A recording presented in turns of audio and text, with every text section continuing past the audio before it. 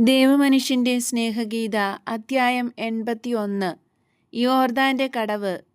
John, മത്തിയാസ്, Simon എന്നീ ഇടയന്മാരെ കണ്ടുമുട്ടുന്നു. ഞാൻ ഇതാ വീണ്ടും യോർദാൻ നദിയിലെ കടവ് കാണുന്നു. നദിയുടെ ഇരുവശത്തുകൂടി പോകുന്ന പാത, ചുറ്റും തഴച്ചു വളരുന്ന വൃക്ഷങ്ങൾ, തണലുള്ളതുകൊണ്ട് ധാരാളം യാത്രക്കാർ നടന്നു പോകുന്ന വഴി, കഴുതകൾ ഒന്നിനു പുറകെ ഒന്നായി പോകുന്നു. അതുപോലെ തന്നെ ആളുകളും. നദിയുടെ കരയ്ക്ക് ആടുകളെ മേയിച്ചുകൊണ്ട് 3 പേർ നിൽപ്പുണ്ട്. ജോസഫ് പാതയിൽ നിൽക്കുന്നു, ആരെയോ കാത്തു നിൽക്കുകയാണ്. റോഡിന്റെ മുകളിലേക്കും താഴേക്കും ഇടയ്ക്കിടെ നോക്കുന്നുണ്ട്.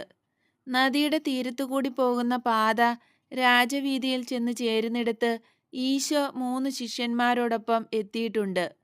അവരെ ദൂരെ കാണാം.